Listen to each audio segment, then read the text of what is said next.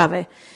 E quello che le chiedo, Assessore, è di vigilare proprio su questa uniformità che dovrebbe esserci in tutta la nostra regione, perché molte segnalazioni che ci giungono, soprattutto dell'azienda Friuli Centrale, dimostrano che gli utenti non hanno chiare le disposizioni di questa legge, appunto 7 del 2009, che consente di avere rimborsata la prestazione che l'utente fa, naturalmente in libera prestazione, se preventivamente autorizzata dall'azienda, e quindi l'azienda deve in qualche modo assolutamente fare delle procedure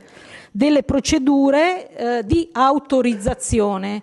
Questa cosa deve essere spiegata alla gente, perché altrimenti la gente sta cercando sempre di più di avere delle risposte autogestendosi. Qua c'è gente col cancro che si autogestisce, signori colleghi consiglieri, nel trovarsi dei percorsi per fare degli esami e cercare di avere salva la vita. Quindi siamo all'autogestione proprio dei nostri concittadini per quanto riguarda le tematiche di liste d'attesa nella sanità.